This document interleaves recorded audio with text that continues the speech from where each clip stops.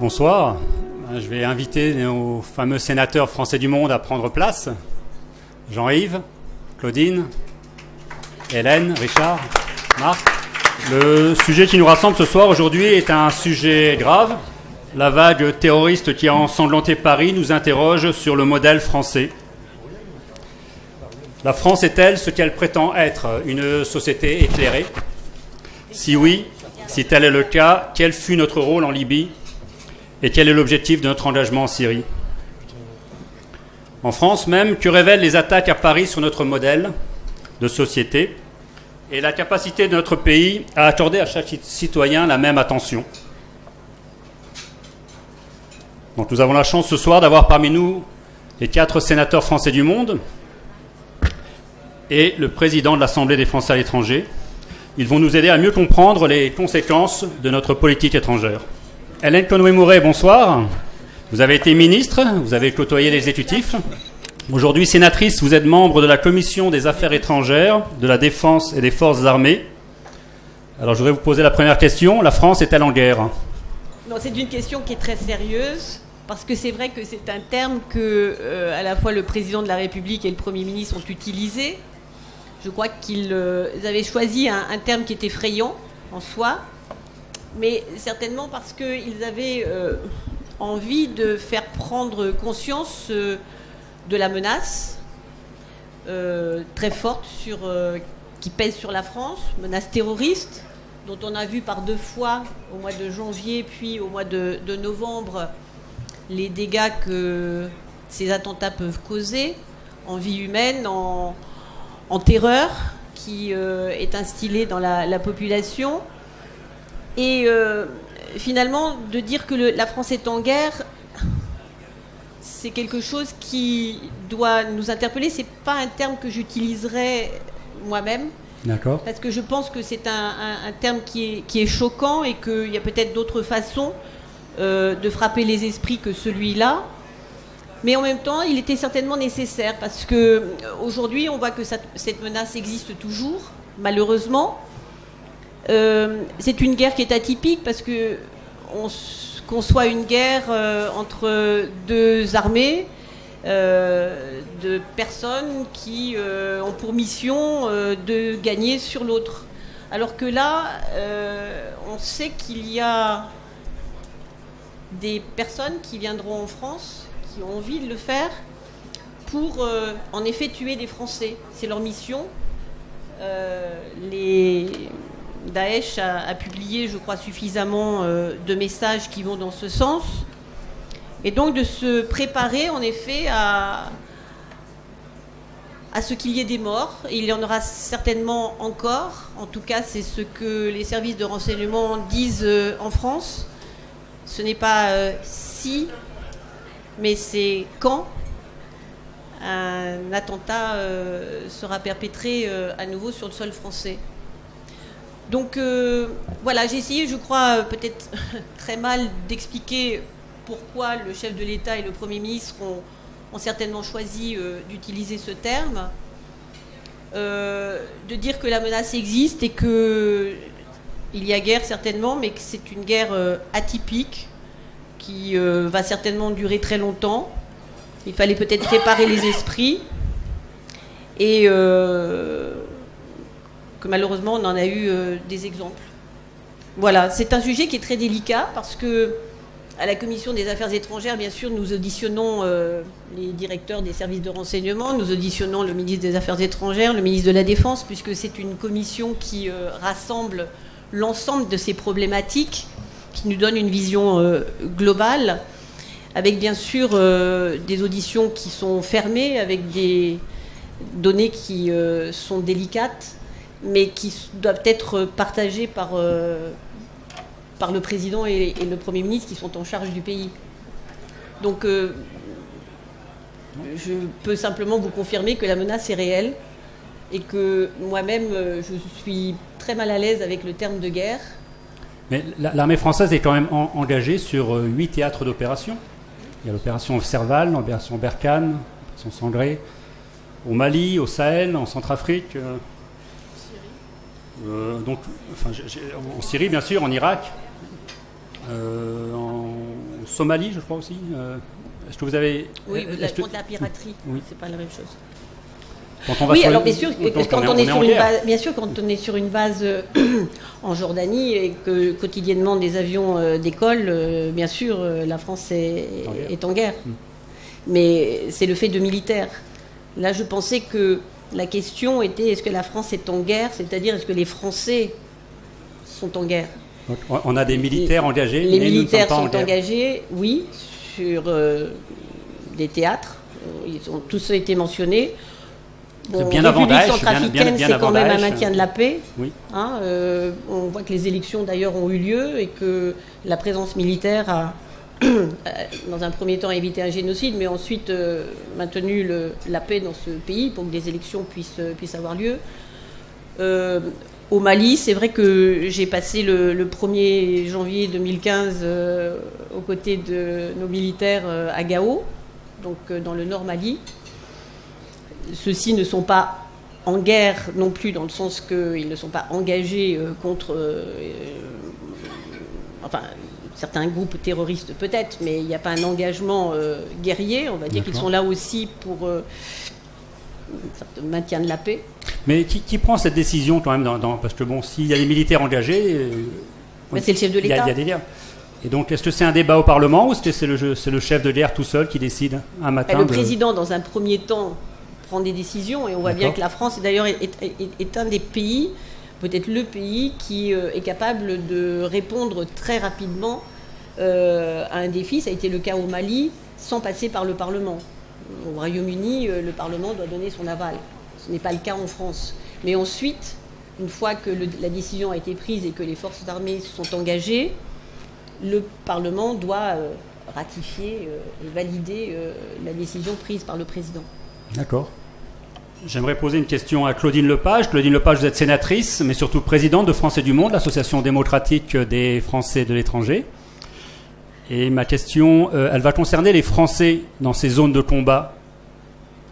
Est-ce que les Français établis hors de France sont en danger ? Bonsoir à tous d'abord. Bon, la question est brutale, mais je dirais que oui, les Français de l'étranger sont menacés parce qu'ils sont Français.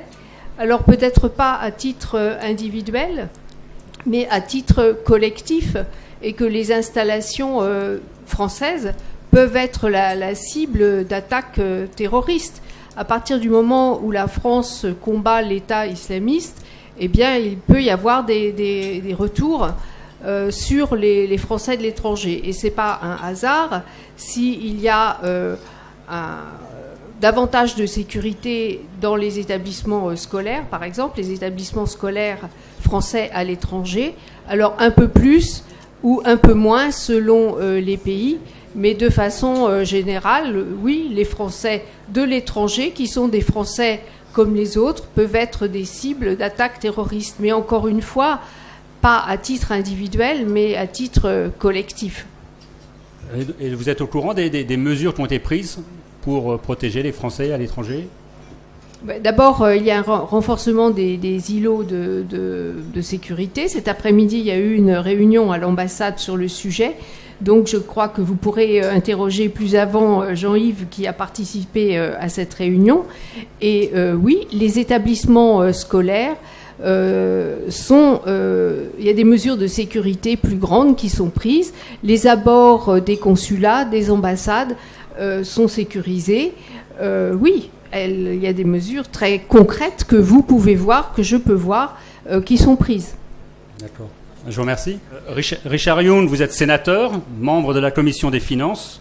On a vu donc, nous sommes en guerre, nous sommes engagés sur au moins 8 opérations. Est-ce que vous savez combien nous coûtent ces guerres ? Et est-ce que votre commission, la Commission des Finances du Sénat, a-t-elle un pouvoir de contrôle sur ces dépenses ? Oui, bien sûr. Le Parlement doit voter le budget et doit en contrôler l'exécution. C'est la base de la démocratie. Voter l'impôt, c'est la base de la démocratie. Et donc, bien sûr, nous discutons chaque année assez longuement le budget de la défense, le budget des forces de sécurité intérieure, de la police, de la gendarmerie, des douanes et de tous les services qui contribuent à la sécurité. Après les attentats de la fin de l'année, comme vous le savez sans doute, un plan supplémentaire a été présenté par le gouvernement pour renforcer ces différentes forces. C'est un plan qui fait à peu près 800 millions. En soi, c'est pas énorme, enfin ça fait quand même 800 millions. Dans une période où, comme vous savez, nous sommes obligés de serrer les dépenses budgétaires, donc ça veut dire qu'il faut compenser ces 800 millions par des économies ailleurs, mais c'est pas ça le débat de ce soir. Et ça représente à peu près, alors c'est réparti entre, c'est plutôt la police et la DGSI, c'est-à-dire les services de renseignement, pour avoir ce qu'on appelle des officiers traitants, des gens qui suivent le renseignement, c'est ça qu'il nous faut. C'est la coordination entre la gendarmerie, la DGSI, parce qu'un des points faibles de la France, c'est que nos administrations ont du mal à coopérer entre elles et ne s'échangent pas spontanément les renseignements. Et d'autres forces. Et ça représente à peu près 4000 personnes supplémentaires recrutées. Donc c'est un effort assez significatif qui a été fait. J'ajoute un autre aspect, c'est que dans la lutte contre le terrorisme, il est important de les frapper, comme on dit, au portefeuille. C'est-à-dire de lutter contre le financement du terrorisme. Vous savez comment le terrorisme, les différentes formes de terrorisme se financent. Vous connaissez le pétrole irakien, le pétrole syrien. Il y a, bien sûr, la vente des antiquités. Il y a des trafics divers. Il y a des trafics de contrefaçon. Bref, donc il faut qu'on essaye de limiter autant que possible tous ces financements. Et il y a donc 2 textes de loi qui sont en cours de discussion. Un purement français et un qui s'appelle anti-blanchiment européen, qui vient de l'Union et qui vise à limiter autant que possible les capacités de financement des différents réseaux terroristes. C'est pas seulement Daesh, c'est pas seulement Al-Qaïda, mais c'est les différentes formes. Alors il y a différentes choses, je ne vais pas tout vous énumérer, mais par exemple les cartes de paiement prépayées qui permettent pas seront contrôlées. Les mouvements, évidemment les mouvements de capitaux, les paiements en liquide seront limités à 1000 euros au lieu de 3000 maintenant. Il y a l'inscription des pays qui ne collaborent pas sur la liste dite Gafi, qui a une organisation internationale qui suit ça, et donc qui les met dans une position très difficile puisqu'ils ne peuvent plus avoir de relations financières et bancaires, etc., etc. Je ne vous énumère pas tout ça, mais il y a tout un arsenal financier et monétaire qui se met en place. Je crois qu'Hélène voulait rajouter quelque chose sur le financement. Simplement, 20 millions l'année dernière ont été rajoutés pour renforcer ce qu'on appelle la sécurité passive des bâtiments. 50 millions cette année. Des bâtiments à l'étranger. À l'étranger, oui. MAE. Alors, école et centres culturels, ambassades et ainsi de suite. Et puis aussi, de gros efforts ont été faits au niveau de la formation pour que les forces de sécurité locales assurent la sécurité, parce que ce ne sont pas des soldats français qui sont déployés, par exemple, à Bamako ou dans d'autres villes. Ce sont bien les Maliens qui assurent la sécurité du lycée, de même au Niger, et ainsi de suite. Et donc là, de gros efforts de formation ont été faits. Et j'ai omis de dire tout à l'heure, puisque je parlais des attentats, le ministre de l'Intérieur a quand même dit 2 fois devant le Parlement que 6 attentats avaient été déjoués en France. Donc voilà, c'était simplement que il y a aujourd'hui, en effet, quand je parlais de menace, c'est une menace permanente, mais on peut imaginer que si ces 6 attentats avaient fait autant de morts qu'au Bataclan, aujourd'hui on en serait à peut-être 1 millier de morts en France. D'accord. Jean-Yves Lecomte, vous êtes sénateur, membre de la commission des lois constitutionnelles, de législation, du suffrage universel, du règlement et d'administration générale, en gros la commission des lois. Quelles sont les raisons qui ont poussé le gouvernement à décréter l'état d'urgence? Et pourquoi faut-il constitutionnaliser la déchéance de la nationalité? Merci Yamine. De rien. Pour la question. Quelque part, ça me rassure que tu n'aies trouvé que moi pour répondre à la deuxième partie de la question. C'est mon préféré, tu sais. Compte tenu de ce que je pense du sujet, c'est-à-dire qu'il n'y a pas de défenseur de l'idée. Alors d'abord sur la première partie, sur l'état d'urgence. Et finalement, en répondant à la fois à ta question et à la question que tu poses pas, c'est-à-dire sa prorogation, je dirais la chose suivante. On est dans un état de droit. Un état de droit a comme principe d'avoir un code pénal qui ne s'appuie pas sur le principe de précaution, mais sur le fait qu'on condamne des gens, non pas pour ce qu'ils représentent comme dangerosité supposée, ou pour ce qu'ils pourraient faire, mais pour ce qu'ils ont fait, et une fois que les choses ont été jugées. Et par conséquent, dans une situation particulière où on considère qu'il y a un risque tel qu'on a besoin de donner une priorité à la prévention, on doit passer dans un état particulier, un état d'exception.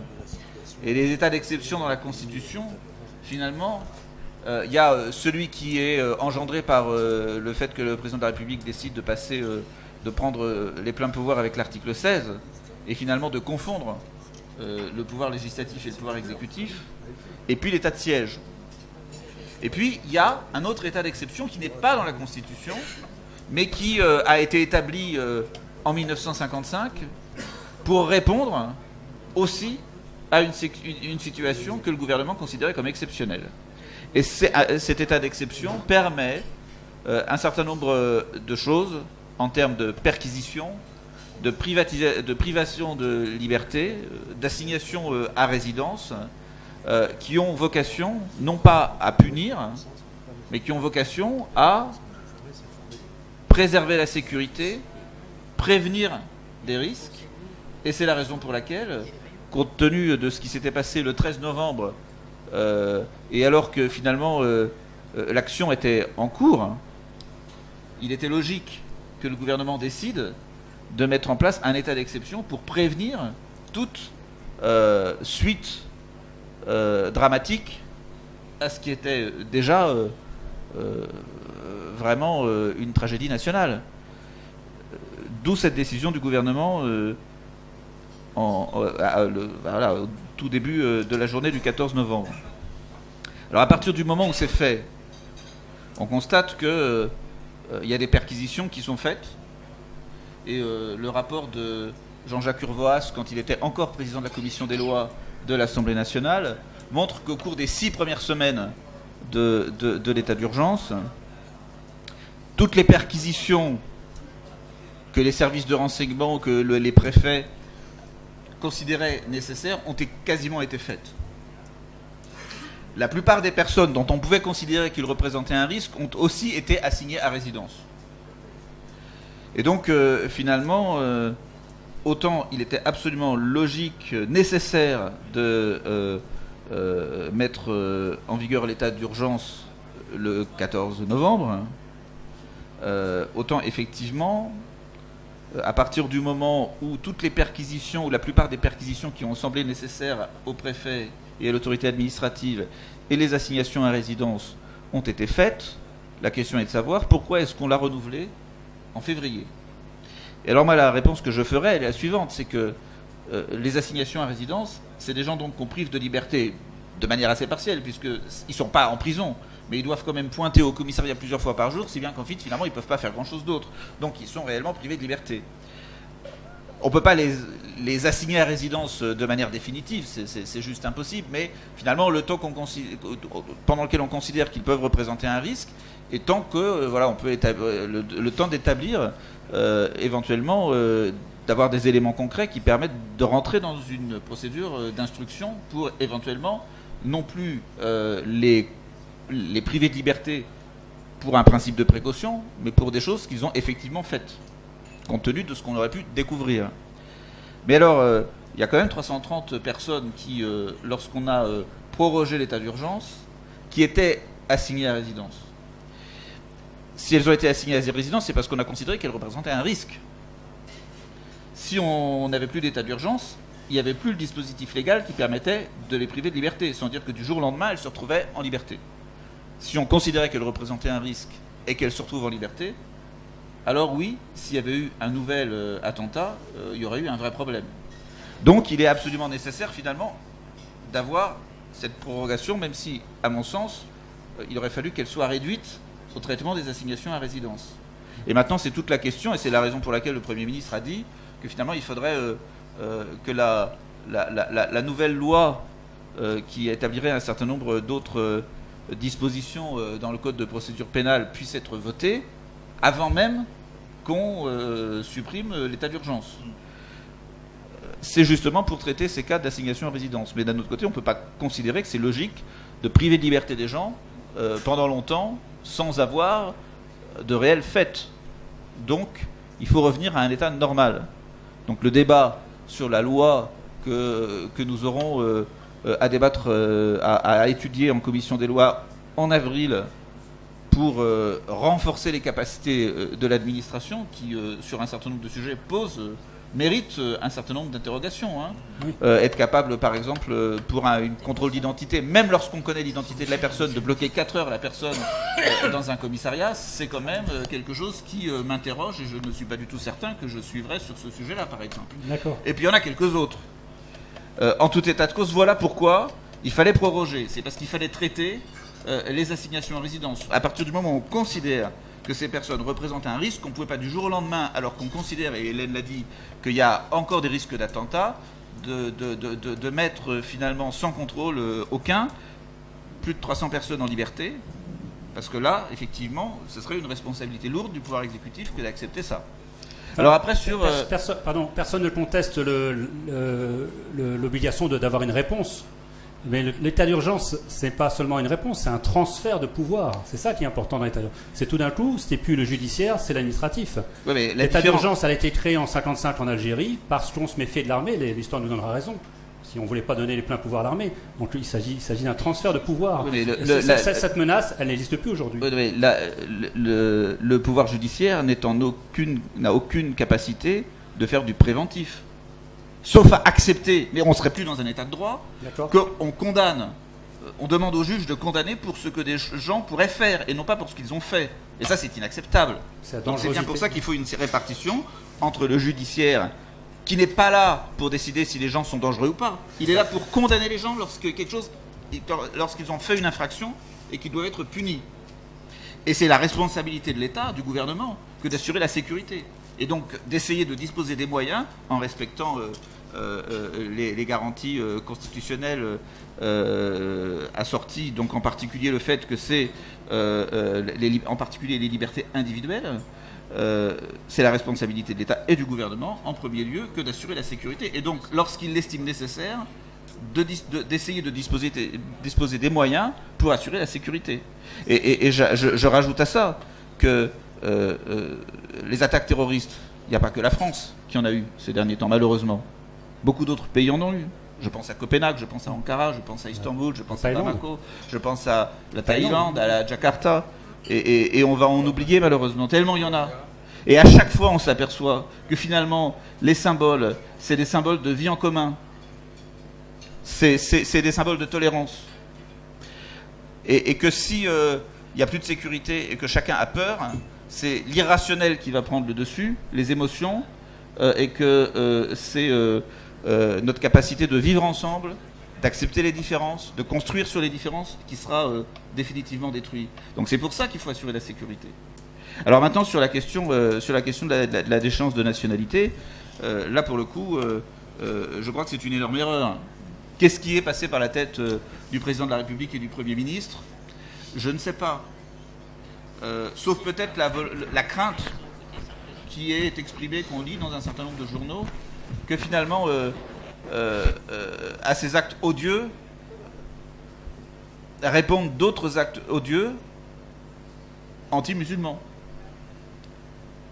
et d'essayer de trouver un moyen pour que ceux qui sont susceptibles de se lancer dans ce type d'action ne le fassent pas parce qu'ils considèrent que le gouvernement finalement répond aussi à leurs préoccupations.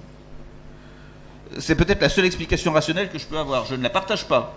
En fait, et je ne la partage pas, et en plus je pense que c'est une explication qui témoignerait d'un manque de confiance dans la population française et dans ce qui nous réunit. Mais c'est la seule explication rationnelle que j'ai.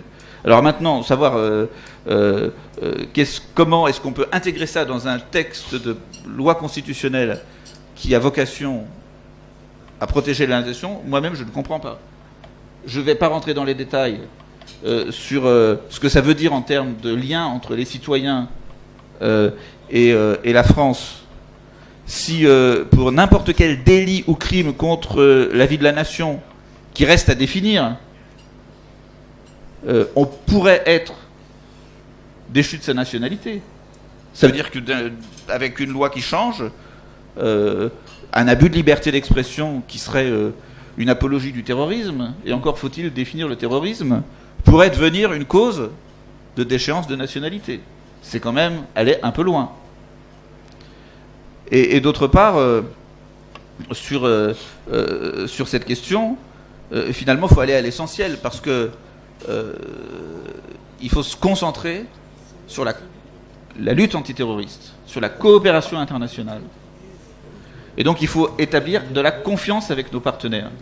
Et la confiance avec nos partenaires, on ne peut pas l'avoir si on considère que tout binational, qui est français et qui a une autre nationalité, s'il a fait un acte terroriste, ben il a juste bon à aller dans l'autre pays qui va être considéré comme notre poubelle. Oui, si la France a malheureusement engendré des terroristes, il faut qu'elle les assume. Il faut qu'elle en protège le monde. Et pas qu'elle les envoie ailleurs dans le monde faire leurs méfaits. Donc c'est tout le contraire de la protection de la nation. C'est tout le contraire de la lutte antiterroriste, ce projet de loi. Et si on veut mobiliser nos partenaires, on ne peut pas le faire en contradiction avec les principes et le droit qu'on a contribué à construire au niveau européen et international depuis 70 ans.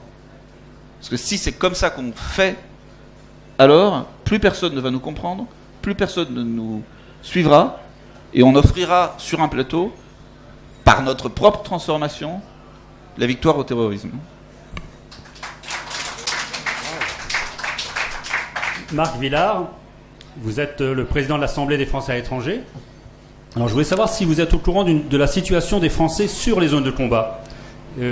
A priori, on aurait des Français dans les deux camps, hein, a priori. Et est-ce qu'il y a des conseillers consulaires qui sont proches de ces zones de combat et qui vous informent de ce qui se passe ? Il y a effectivement des conseillers consulaires qui sont sur les zones de combat ou proches des zones de combat. Ils ne m'informent pas directement. Ils ont mieux à faire que de nous informer au quotidien de ce qui se passe. Ils ont à travailler avec nos ambassades, nos consulats. Et personnellement, je me suis fait une règle depuis que je suis élu.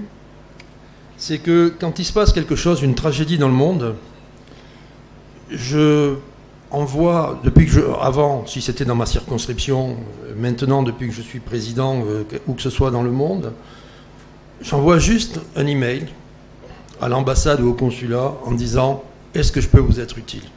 Point. Je pense que leur téléphoner pour leur demander ce qui se passe, se tenir informés régulièrement en les appelant, c'est plus une gêne qu'une aide. Ils ont autre chose à faire qu'à me tenir informé parce que je ne pourrais pas faire grand-chose. Ensuite, à l'Assemblée des Français de l'étranger, nous avons une commission de la sécurité.